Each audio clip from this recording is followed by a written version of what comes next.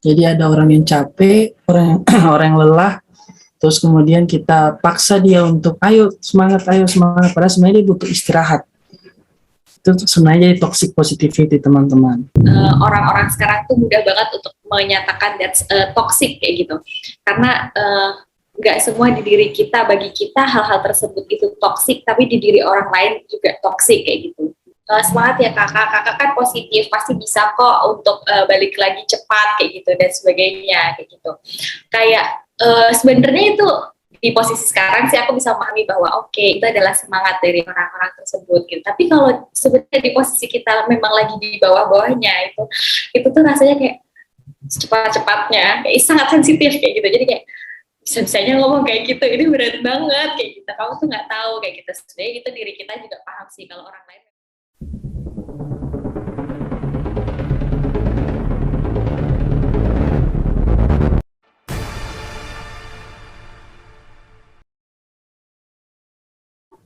Ya, assalamualaikum warahmatullahi wabarakatuh dan selamat malam. Salam sejahtera untuk kita semua. Semoga kita dalam keadaan sehat semua ya teman-teman. Kembali lagi bersama saya, Reza Malik Akbar, selaku host dari Berbincang Podcast episode, sekarang kita sudah di episode 4. Alhamdulillah, kita sekarang pakai teknis yang agak berbeda ya, dari episode 1 sampai 3 kemarin. Yang sebelumnya kita kemarin tag-nya offline di cafe sama di salah satu room yang sudah disediakan. Cuman dikarenakan sekarang lagi pandemi, terus walaupun sudah turun ya, cuman biar narasumbernya juga bisa dari mana aja, kita gunain online. Nah, sekarang ini ada teman saya nih, sudah bergabung di kita juga, bersama kita di podcast Berbincang episode 4 ini, yang mana beliau lagi penyelesaian studi Magister Profesi Psikolog Pendidikan. Langsung saja saya mungkin minta perkenalan dulu ya, dari Kakak Arista Medidia Reswara. Mungkin saya persilakan dulu. Halo, selamat malam teman-teman semuanya. Perkenalkan, nama saya Arista Medidia Reswara, biasa dipanggil Arista. Seperti yang sudah diawali dengan Bang Reza, kalau sekarang masih menjadi mahasiswa di Magister Profesi Psikologi UGM angkatan 2020. Kesibukan sekarang masih menjalankan PKPP dan juga tesis dan juga freelance. Oke, sehat semuanya. Oke, lagi penyelesaian studi ya Kak ya. Semangat ya Kak. Karena cukup berat kayaknya kalau kuliah mapro ini ya. Saya pun sudah 4 tahun ya. Saya masuk 4 tahun, saya belum selesai psikolog klinis saya. Semoga tahun ini sudah selesai lah ya. Tidak terasa. Oke. Gak terasa udah 4 tahun. 2018 masuk, udah 2022. Oke. Jadi malam hari ini itu kita akan membahas terkait tema yang sudah sangat sering dibahas dimanapun ya, di platform-platform digital pun yang lain pun sudah sering bahas. Bahkan kita sudah berapa kali dari Bincang Psikolog itu buat kegiatan webinar, live Instagram dengan tema yang sesuai dengan virtual background kita, toxic positivity. Ketika seseorang yang merasa membangkitkan semangat, namun ternyata tidak. Jadi ada terkadang ya orang yang katanya, oh saya sering ngasih kata-kata positif nih sama beliau, sama si A, sama si B, namun ternyata itu malah menjadi bumerang. Jadi ini toxic positivity ini sangat sangat relate lah sama kita yang zaman sekarang ini ya, anak-anak muda ya, seperti itu. Nah, dari Kak Arista sendiri, apa sih menurut Kak Arista itu arti dari toxic positivity itu dulu? Oke, menurut aku dari awal perkataan itu kan toxic positivity. Jadi kenapa hal itu bisa dikatakan sebagai toxic? Itu karena hal-hal yang berlebihan, apapun itu hal yang berlebihan itu masih hal yang tidak efektif dan juga dampak yang buruk, makanya bisa dinyatakan sebagai toxic gitu. Dan toxic positivity toxic positivity itu berarti perilaku yang ditindaki secara berlebihan dari orang lain terhadap diri kita yang menyebabkan kita banyak memberikan atau menimbulkan rasa positif, perasaan yang begitu optimis, tapi hal tersebut menyebabkan kita meredam bahkan menumpuk hal-hal negatif yang atau emosi negatif yang mungkin bisa atau seharusnya kita keluarkan dengan semestinya. Karena pada seharusnya di situasi-situasi yang kita hadapi tidak semuanya itu positif kan teman-teman. Jadi mau bagaimanapun kita sangat bebas dan sangat boleh untuk menebarkan atau juga mengeluarkan emosi-emosi negatif selama kita paham di mana ditempatkan dan bagaimana cara mengeluarkannya. Seperti itu. Oke Kak, penjelasannya cukup ini ya, cukup baik, dan saya cukup menangkap bahwa terkadang memang yang toksik itu berlebihan, itu tidak baik juga ya, jadinya toksik malah ya. Iya. Sama seperti yang pernah saya baca, jadi ada orang yang capek, orang yang lelah, terus kemudian kita paksa dia untuk ayo semangat, padahal sebenarnya dia butuh istirahat. Itu sebenarnya jadi toxic positivity teman-teman. Seperti itu ya Kak ya? Benar banget. Nah itu, makanya pada dasarnya terkadang kita jangan terlalu menyemangati orang juga ya. Kita lihat dulu posisinya orang itu ya. Kalau memang dia butuh istirahat, kasih dia istirahat dulu. Jadi jangan sok-sokan untuk ngasih, ayo semangat teman-teman, semangat gitu. Oke, kalau dari Kak Arista sendiri, memang dalam hidup itu kita harus terus positif nggak Kak? Atau seperti apa? Oke, kalau hidup itu kita berupaya untuk kita memandang atau kita membangun mindset yang positif.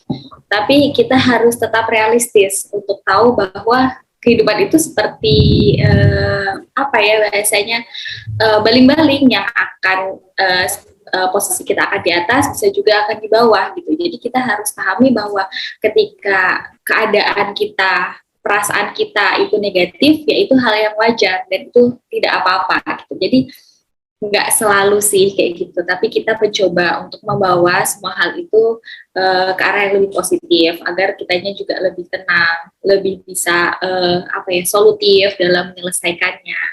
Gitu. Oke, terus saya mau nanya lagi nih Kak. Ini sebenarnya pengalaman pribadi sih. Jadi terkadang kan kayak misalnya kan bagi penyelesaian studi nih kayak, terus penyelesaian studi saya ini malah lebih lambat dari S1 saya ya. Padahal sebenarnya S2 kan seharusnya lebih cepat ya. 3 tahun kan sebenarnya. Kalau Papro itu 3 tahun ya Kak ya? Iya, kurang lebihnya ya 2,5 sampai 3 tahun. 2,5 sampai 3 tahun. Namun saya sudah mau 4 tahun. Yang mana dulu saya satu agak lumayan cepat, terus tapi pada akhirnya ketika saya menyemangati diri saya terus kemudian saya terus tidak pantang menyerah, namun kok saya merasa tetap terus ada yang negatif, ada yang menahan. Itu seperti apa Kak? Apakah itu toxic juga, positivity atau seperti apa? Maksudnya, kok saya sudah menyemangati diri, tapi kayak ada sisi lain yang mana, nggak usah dulu ngerjain tesis lah, kayak gitu. Gimana tuh? Oke. Tapi itu sebenarnya mungkin nggak masuk ya di toxic positivity, karena sebenarnya toxic positivity itu bisa masuk ketika mungkin Bang Reza ketika menyemangati itu kayak nggak apa-apa kok, lama aku pun juga seperti ini nggak apa-apa kok, masih juga banyak teman-teman yang gini. Nah itu bisa juga dikatakan toxic positivity gitu. Kenapa kayak gitu? Sedangkan misalkan sejujurnya ya kayak Bang Reza yang paling tahu kesibukan diri yang dihadapi ketika kuliah makro ini, hal-hal lain yang dilakukan juga kayak gitu. Tapi kurang tepat juga ketika hal itu menjadi pembenaran dari hal-hal yang kurang tepat sebenarnya kayak gitu, yang pada umumnya mungkin bisalah diselesaikan dengan lebih cepat kayak gitu. Tapi pada umumnya semua itu tetap harus dikembalikan lagi ke diri sendiri gitu. Jadi that's why sebenarnya aku tuh lebih meng-underline terkait orang-orang sekarang tuh mudah banget untuk menyatakan that's toxic kayak gitu. Karena nggak semua di diri kita, bagi kita hal-hal tersebut itu toxic, tapi di diri orang lain juga toxic kayak gitu. Bisa jadi di kita toxic, di orang lain enggak. Begitu juga sebaliknya, di orang lain toxic, tapi bagi kita tuh enggak. Gitu. Semua disesuaikan dengan kondisi, situasi yang dialami masing-masing person kayak gitu. Oke, memang kembali ke diri kita lagi kayak apapun yang terjadi di kita. Memang benar sih. Jadi kalau misalnya mau ngerjain itu, oh yang teman-teman lain belum selesai kok. Apalagi di angkatan saya memang belum banyak yang selesai. Jadi saya menganggap saya tidak paling terlambat. Padahal sebenarnya kalau untuk ukuran kampus lain itu sudah terlambat seperti itu. Oke, makasih Kak atas refleksinya ya untuk saya sendiri. Sama kok. Oke. Kita kan sama-sama. Oke, selanjutnya kan tadi memang toxic positivity ini berkaitan dengan emosi yang agak negatif sedikit ya, walaupun tidak terlihat ya. Terkadang kayak tadi kita menyemangati, padahal sebenarnya orang itu nggak butuh itu, orang butuh hal yang lain. Namun sebelumnya saya mau nanya, emang emosi negatif itu kita perlukan atau seperti apa Kak? Emosi negatif itu pasti ada dan kita perlukan itu untuk mengekspresikan apa yang kita rasakan.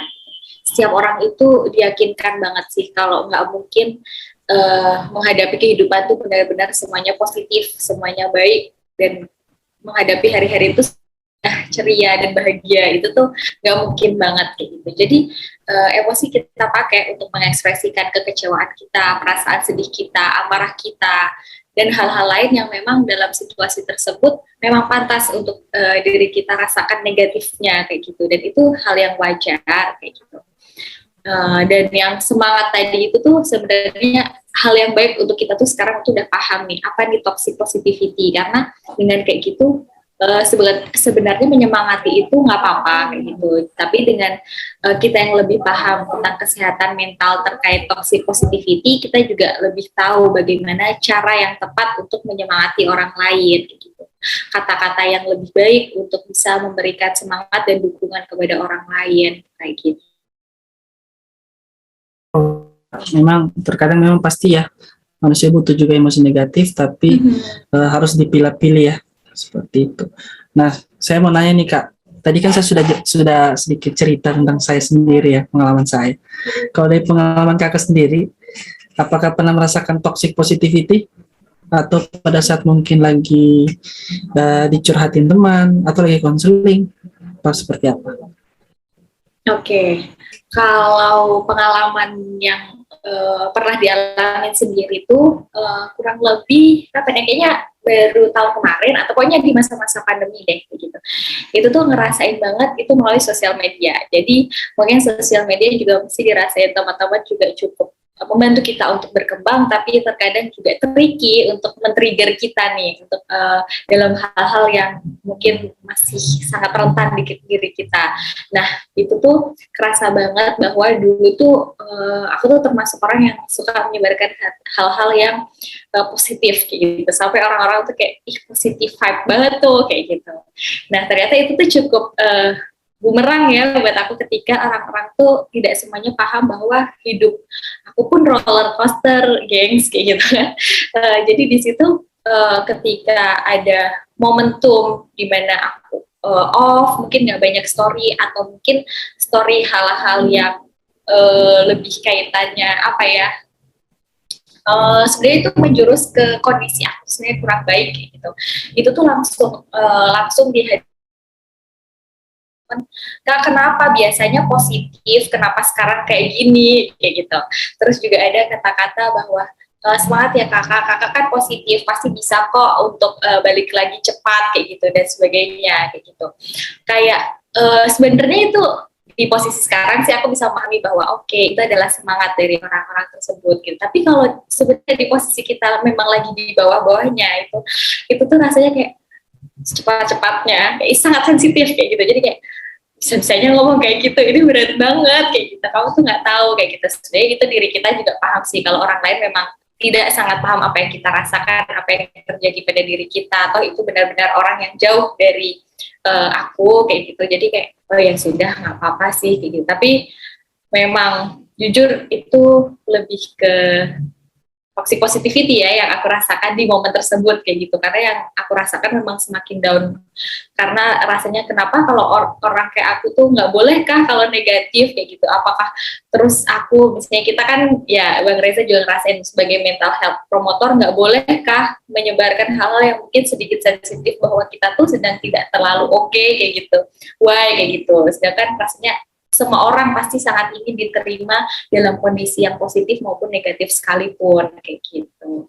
Itu sih yang aku rasain kayak gitu. Kalau ke teman-teman tuh yang sering tuh kayak lebih ke apa ya? Oh, aku bisa sih kayak gitu. Aku bisa gitu. Aku yakin kamu tuh juga pasti bisa kayak gitu.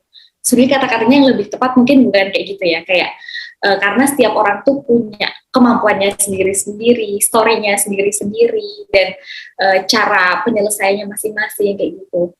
Jadi kayak ya gimana ya, nggak semuanya ketika A bisa, aku juga bisa, ketika B nggak bisa, aku terus nggak bisa, bisa jadi aku juga bisa di B ini gitu loh. Jadi emang nggak bisa sih disamaratakan semua orang kayak gitu ketika dihadapi pada situasi tertentu kayak gitu. Kurang lebihnya sih gitu sih yang aku rasain. Oke kak, makasih.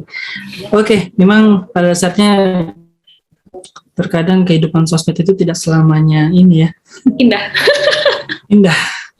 Kita itu kan nggak mungkin nampilin ini ya teman-teman ya, kita nggak mungkin nampilin kita lagi habis dimarahin dosen atau habis ujian terus nangis nampilin di sosmed ya nggak mungkin kan Ya, seperti itu.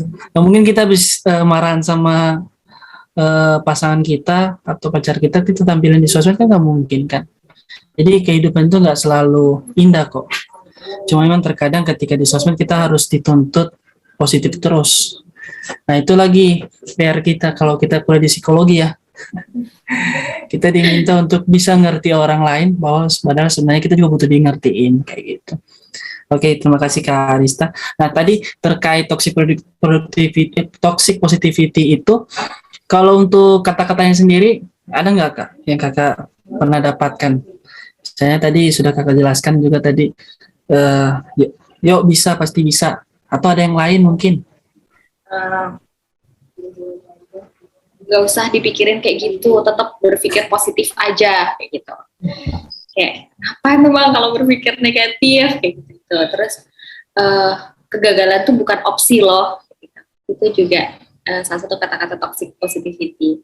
Terus apalagi ya, itu sih kalau aku sih pernah ininya di anak-anak Jaksel ya, aku pernah dengar tuh ini pokoknya geng khusus positive vibes only kayak gitu. Kayak wow kayak gitu, berat banget tuh geng gitu. Terus jadi yang negativity delete kayak gitu. Nah itu toxic positivity. Terus apa lagi ya? Ada lagi? Apa ya? Kayak ini juga kayak mungkin kayak lagi kita lagi capek itu tadi ya, terus kemudian nggak disuruh istirahat, yang diminta istirahat malah disuruh tuh lanjut, akhirnya kan hasilnya nggak baik kayak gitu. Mungkin yang kayak gitu kayak ya gitu. Jadi jangan dipaksakan juga. Oke, makasih Kak. Selanjutnya Kak, untuk menghindari masalah-masalah yang terjadi terkait toxic positivity itu, kan otomatis kan kalau misalnya saya tadi simpulkan sedikit, toxic positivity itu bukan menjadi gangguan sebenarnya ya, yang saya tahu bukan jadi gangguan, tapi toxic positivity ini fenomena yang mungkin lagi baru sekarang dan sebenarnya sudah sering terjadi di dulu ya, cuman baru muncul namanya fenomena toxic positivity. Terus kalau untuk mengarah ke gangguan bisa jadi iya ya kayak benar ya, kalau misalnya terlalu terlalu berat, terlalu lama untuk kita dapatkan toxic positivity sehingga mungkin jadi cemas sih kayak gitu kayak seperti itu. Nah cara menghindarinya Kak seperti apa Kak? Oke, jadi kayak kalau gangguan tuh dibahasakannya dampak ya dari toxic fenomena toxic positivity ini gitu. Jadi awalnya mungkin yang dirasa itu nggak tenang kayak gitu kan, nggak relax karena kita nggak bisa ngungkapin secara ekspresif apa yang kita rasakan kayak gitu. Tapi lama-lama jadi ya itu kecemasan yang timbul, mungkin bahkan beratnya bisa sampai depresi kayak gitu ya. Bang Reza mungkin yang sebagai psikolog klinis juga akan lebih paham kayak gitu. Nah, kalau untuk menghindarinya itu sebenarnya toxic positivity itu bisa lahir atau bisa timbul itu kan dari diri sendiri ataupun dari orang-orang kami kita mulai make a boundaries kayak gitu untuk paham bahwa kondisi di diri kita ini benar-benar diri kita yang paham kayak gitu. Sebenarnya ini kalau aku kaitkan tuh terkait self love tuh harus benar-benar dipegang sama orang-orang sekarang kayak gitu, yang benar-benar mencintai dirinya seutuhnya kayak gitu ya, benar-benar bisa paham dirinya tuh butuhnya apa, yang dirasain apa kayak gitu. Karena pada ujungnya bahkan orang terdekat pun itu tuh tidak sebegitunya akan paham dan mengerti dengan apa yang sedang kita alami. Nah, yang kita bisa coba untuk melakukan diri sendiri mungkin ketika sedang di posisi negatif itu yang pertama coba dengarkan secara utuh kayak gitu. Mungkin untuk diri sendiri ya, dengarkan atau utarakan apa negatif yang lagi kita rasakan. Silahkan menangis jika ingin menangis, jika ingin tapi kita harus atau kita bagaimana cara kita mengeluarkan emosi negatif itu tetap dalam hal yang baik ya, maksudnya tidak bukannya jadi nggak beraturan nih untuk nyalahin orang lain, marah-marahin orang lain dan sebagainya gitu. Kita harus tetap punya kontrol diri kayak gitu. Itu kan hal yang masih bisa kita pegang. Gitu. Tapi coba dengarkan gitu. Cara kita mengekspresikan diri, silahkan ada banyak caranya. Begitu juga dengan orang lain, silahkan orang lain itu mengekspresikan perasaannya dan menceritakan secara utuh apa yang dia rasakan sebebas-bebasnya gitu. Itu yang pertama. Terus yang kedua, beri ketenangan. Beri ketenangan itu jangan sampai kata-kata yang keluar itu kembali ke tadi perkataan-perkataan toxic positivity. Tapi beri ketenangan itu bisa dengan kehadiran diri kita. Bisa jadi tenang kayak gitu. Ada aku yang nemenin kayak gitu. Atau beri dukungan untuk ya nggak apa-apa sekarang dikeluarin dulu emosi negatifnya, nggak apa-apa kalau kau pengen nangis puas-puasin nangis kayak gitu, nanti ada waktunya, ayo bareng-bareng kita cari solusinya, atau nanti ayo aku yakin kamu nanti bisa lewatin ini kayak gitu. Tapi kan itu nanti, jadi sekarang di masa emang lagi down-downnya silahkan untuk keluarkan emosi negatif yang dirasa. Itu juga kita sebagai orang lain misalnya, kita juga memberikan batasan bahwa emosi negatif pun juga ada batasnya, jangan sampai kita terbawa dan terlarut dengan emosi negatif itu kayak gitu. Nah, kemudian yang juga ini tricky adalah ketika menemukan solusi atau kita lagi mencari keputusan akhir nih, atau ya solusi akhir dari permasalahan atau dari hal-hal yang emosi negatif kita keluar. Itu bahwa untuk situasi itu lebih tenang terlebih dahulu. Setelah emosi negatif itu dirasa sudah cukup, kayak gitu, ketenangan udah dirasa, ajak orang lain itu diskusi lebih tepatnya. Jadi bahwa orang itu juga bisa berpikir untuk masalahnya sendiri, bukan solusi yang hadir utuh dari kita sebagai person yang berbeda yang tidak mengalami langsung masalah tersebut, tapi biarkan dia juga berproses dengan permasalahan atau hal yang berat yang sedang ia hadapi kayak gitu. Dan ketika kita mencoba untuk memberikan pandangan kita juga utarakan di awal bahwa ini menurut aku ya ketika aku di posisi tersebut kayak gitu. Tapi aku tahu kamu punya cara dan penyelesaian yang terbaik menurut kamu di posisi kamu sekarang kayak gitu. Itu lebih tepat kayak gitu. Dan kalau bahasanya sekarang itu lebih mendewasakan orang tersebut ya, karena nanti nggak akan muncul entah penyesalan di dia karena itu saran dari orang lain, bisa juga nggak timbul menyalahkan orang lain, dan juga pendewasaan juga karena konsekuensi dari solusi yang diambil itu nanti akan dirasakan oleh diri sendiri yang sedang merasakan permasalahan atau emosi negatif tersebut. Kayak gitu sih prosesnya kalau agar menghindari toxic positivity. Kalau dari aku ya. Oke, makasih Kak Arista. Penjelasannya cukup jelas ya teman-teman terkait dampaknya dan cara menanganinya. Mungkin saya ingin beralih ke pertanyaan dari followers ya Kak ya. Sebenarnya sudah banyak terjawab juga tadi dari apa yang sudah kakak jelaskan. Cuma mungkin saya ambil satu nih dari mereka. Bagaimana apa dampaknya jika selalu seperti itu? Jadi tidak bisa dihindari. Jadi mereka terus-menerus seperti itu. Kira-kira dampaknya seperti apa Kak? Dari @hi.wen _. Oke, itu berarti dampak dari toxic positivity ya? Iya, dampaknya. Kalau misalnya terus-menerus seperti itu, nggak bisa dihindari. Oke, jadi yang mungkin kita lihat dari tingkatannya ya. Di awal-awal pasti rasa yang kita alami itu adalah nggak rileks. Kita bahasanya nggak plong gitu lah. Untuk kita mengeluarkan itu kan nggak keluar nih. Gimana sih kita kalau menahan sesuatu tuh gitu, pasti nggak tenang kayak gitu. Kayak kita menahan buang air aja pasti keringat dingin deh kayak gitu. Jadi sama seperti itu, apalagi itu emosi yang sebenarnya mengekspresikan kita banget, beban yang kita rasakan sekali, rasa yang benar-benar mungkin pedih atau kesal yang sangat kayak gitu. Nah itu tertahan, ya adalah rasanya tuh nggak rileks, terus mungkin ya kecemasan, belum sampai kecemasan sih, tapi lebih ketidaknyamanan, ketidaktenangan yang dirasa kayak gitu kan.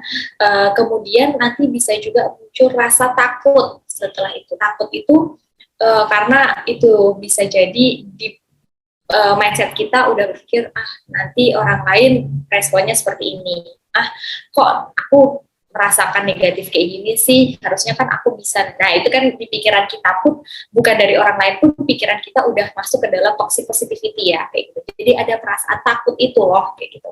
Nah itu bisa nanti semakin dampak yang beratnya lagi lebih ke kecemasan, kemudian nanti semakin, karena semua yang ditekan dan penekanannya itu berlebih, itu akan muncul suatu saat bom waktu kayak gitu. Nah itu bisa jadi nanti kita stres, rasa stres, dan stres yang berkepanjangan tentu akan bisa buruk-buruknya sampai ke depresi kayak gitu. Karena ya semuanya itu ketekan dan menumpuk, akan semakin menumpuk. Karena di salah satu permasalahan itu pasti ya suatu permasalahan lain itu juga responnya kurang lebih akan seperti sama dengan permasalahan yang sebelumnya, kurang lebih kayak gitu. Oke Kak, jadi pada dasarnya ketika terus-menerus kita merasa seperti ini bisa mengarah ke gangguan mental ya. Tapi terlebih dahulu yang mendiagnosa harus profesional ya teman-teman. Benar. Jangan self diagnose seperti itu. Oke, makasih atas penjelasannya Kak. Mungkin di sini kan sudah ada teman-teman saya juga nih, ada Intan, ada Dara ya. Ini Dara ini ya, cuman maaf dia nggak bisa hidupin kameranya, jadi diwakilkan sama foto profilnya mukanya dia. Jadi nggak apa-apa. Ada Bila juga. Mungkin saya persilakan dulu siapa dari satu orang aja. Teman-teman di sini ada nggak yang mau bertanya langsung sama Kak Arista? Halo, mungkin aku mau bertanya sekalian kayak ngerangkum dari apa yang Kak Arista tadi sampaikan ya Kak ya. Suaraku masuk nggak sebelumnya? Masuk Bila. Oke, jadi menurut apa yang kakak jelaskan tadi, aku narik kesimpulan kalau toxic positivity di media sosial ini juga ada dampak baiknya. Jadi kan kita mungkin menebar apapun yang positif di sosmed ya kak ya. Jadi kayak sekarang tuh aku ngelihat banyak orang di sosmed itu yang ngepost hal-hal yang positif. Nah itu mungkin membuat orang yang melihatnya itu dia semakin termotivasi untuk melakukan hal yang positif. Tapi kalau dilihat dari sisi negatif, mungkin kesannya jadi kayak adu nasib atau membandingkan diri gitu ya kak ya. Terima kasih kak sebelumnya. Oke Bila, terima kasih. Aku respon ini aja ya, soalnya kayak yang aku dapat Bila udah dapat nih poinnya dari pernyataan yang Bila kasih gitu, benar. It means makanya sekarang nih aku kurang dapat dengan sebenarnya semuanya itu ada plus minusnya ya.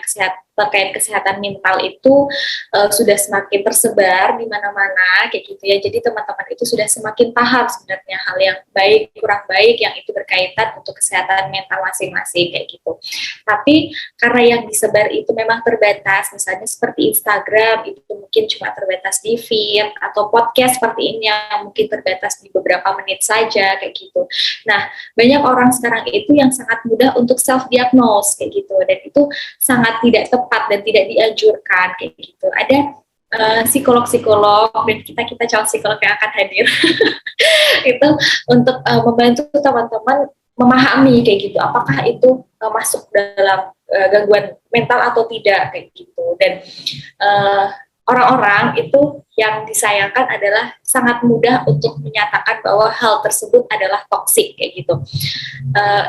Toksik itu memang membawa kita untuk lebih aware ya, hal-hal yang mungkin dapat mengganggu atau bikin kesehatan mental kita terganggu kayak gitu. Tapi kita juga harus paham bahwa diri kita itu punya daya juang, punya daya tarung, punya, kalau di bahasanya, resiliensi ketika menghadapi sesuatu. Jadi kita harus bisa memahami bagaimana kita merespons juga diri sendiri, bagaimana kita bertarung atau berjuang untuk menghadapi sesuatu yang mungkin sulit kayak gitu. Nah, positif ini juga kayak gitu. Makanya tadi di awal aku bilang toksik ini bisa di salah satu orang ini rasanya itu toksik, tapi bisa di orang lain itu tidak kayak gitu. Bagaimana diri kita itu merespon atau menerima hal-hal dari orang lain tersebut kayak gitu. Jadi terkait toksik ini benar-benar coba kita pahami dan coba kita resapi ke diri kita masing-masing ya kayak gitu. Apakah itu, pokoknya semuanya itu diartikan apakah itu berlebihan atau tidak, dan apakah itu mengganggu atau membuat aku tidak nyaman atau enggak kayak gitu. Mudahnya seperti itu dulu aja deh kayak gitu.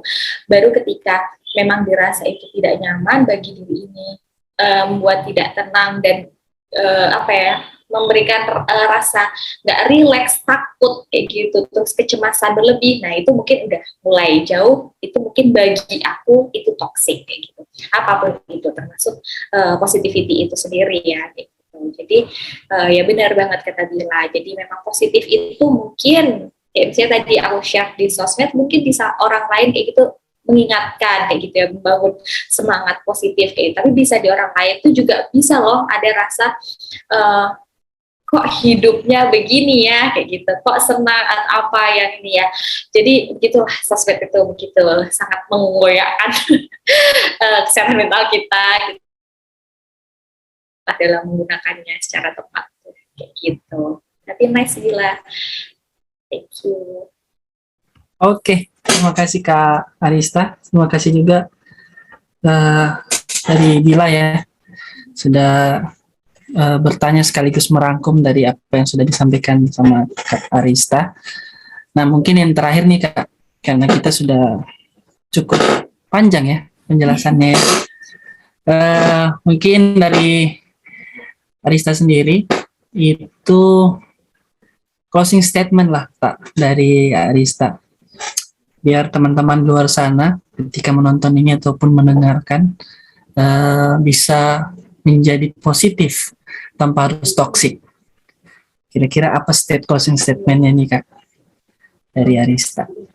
Oke, saya persilakan. Oke. Tiba-tiba langsung berpikir apa ya, quotes yang cute kayak gitu. Tapi nggak usah pakai quotes yang cute ya. Intinya adalah silakan teman-teman untuk buka mata selebar-lebarnya, rasakan senyaman-nyamannya untuk bisa memahami diri sendiri sebagai pegangan terkuat diri kita sendiri untuk menghadapi dunia ini yang cukup menantang gitu.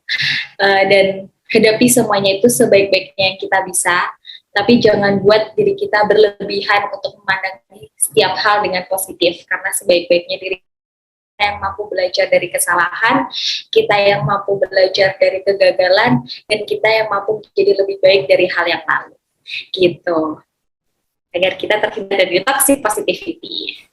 Oke, makasih Kak Arista Medidia Reswara atas closing statement-nya. Semoga teman-teman di sini yang menonton nanti bisa mengambil hal-hal yang positif ya, tanpa harus toksik. Seperti itu. Mungkin saya juga sedikit menyimpulkan bahwa ternyata memang terkadang yang berlebihan itu tidak baik, terkadang yang terjadi di sosmed itu belum tentu seperti itu.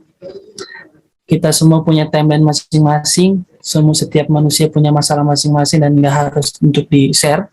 Itu yang harus kita yakini bahwa yang di-share di sosial media itu hanya yang indah-indah saja teman-teman ya, seperti itu. Mungkin itu saja ya untuk podcast episode 4 kali ini.